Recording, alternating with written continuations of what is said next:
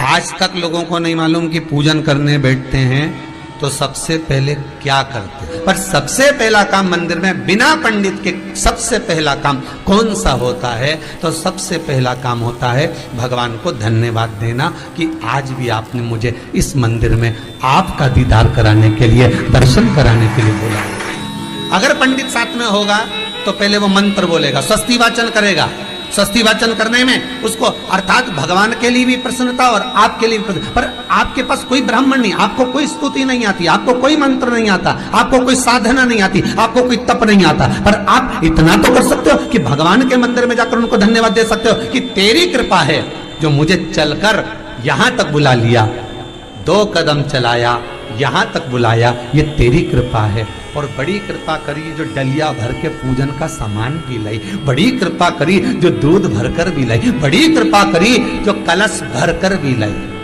कितने लोगों का फायदा है कलश भरकर मंदिर ले जाने में? देखिए जरा कितने लोगों का फायदा। हिंदू धर्म में विष्णु पुराण में, पद्म पुराण में लिखा है, सौभाग्यवती नारी जब भरा हुआ पानी का लोटा लेकर कलश लेकर जाती है और उसको देखकर कोई व्यक्ति निकल कर चले जाता है तो जिस काम के लिए जाता है वो काम सफल हो जाता है। मंदिर का ही लोटा, मंदिर का ही पानी, सिर पे पल्लू लेके हर हर महादेव बस शिव जी के चढ़ा रही और इतने प्रेम से रिझा रही। अब फ्री का पानी था तो एक लोटे में मन भी नहीं माना। अरे करा तो भगवान के सम्मुख में पहुंचकर अगर आप जल का पात्र भी लेकर जा रहे हो, भरा हुआ लेकर जा रहे हो, तो कितनी प्रसन्नता की बात। हिंदू धर्म की रीति है, जिस पात्र को हम जल चढ़ाने लेकर जाते हैं उस पात्र में भगवान के चरणों का जल लाते हैं, खाली पात्र नहीं लाते। क्या लाते हैं? भगवान के चरणों का जल। उस चरणोदक को लेकर आए, घर में रखा, सबने अपने नैनों में लगाया, हृदय में लगाया, चित्तवृत्ति में लगाया। खाली पात्र हम लेकर वापस नहीं आ रहे हैं। शिव मंदिर में जब जब जाओ, जल चढ़ाने के लिए जाओ, पात्र तुमने शंकर जी को पूरा पानी चढ़ा भी दिया तो शंकर के चरणारविंद का थोड़ा सा जल पात्र में डाल के भले 2 बूंद लाओ, 4 बूंद लाओ, इतना सा लाओ, पर लाओ और उसको पूरे परिवार के नेत्रों में जब लेकर आए हो चरणोदक तो लगाओ। पर खाली पात्र नहीं लेकर।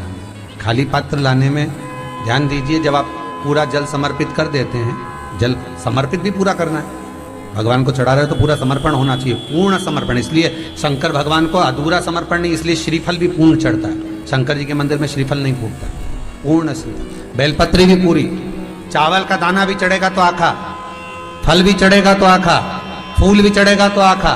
भगवान को कोई चीज खंडित नहीं चढ़ती। शिव जी जल भी चढ़ेगा तो पूर्ण।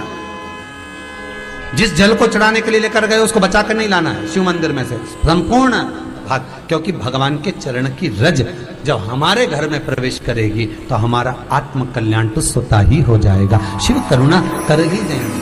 पर कई लोगों की आदत रहती है, और आपने भी गलती करी होगी, गए होगे, चढ़ाकर भी आए होगे, पूरा पानी भी उंडेल कर आए होगे, चढ़ा भी दिया, छोड़ भी आए, पर लेकर नहीं आए होगे।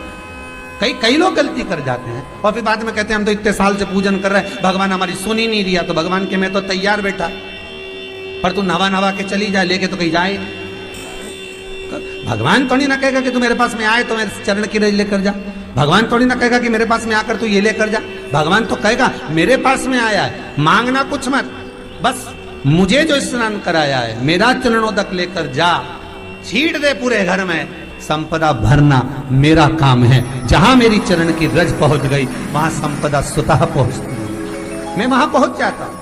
तो चरणों तक ले जा। पर लोग ले जाते हैं, पूजन करते, कलश भी उंडेलते, जल भी चढ़ाते, पर आते समय खाली लेकर आ जाते। भगवान को इतना बुरा लगता, मेरे दरवाजे से खाली जाए, मुझे कितना बुरा लगेगा।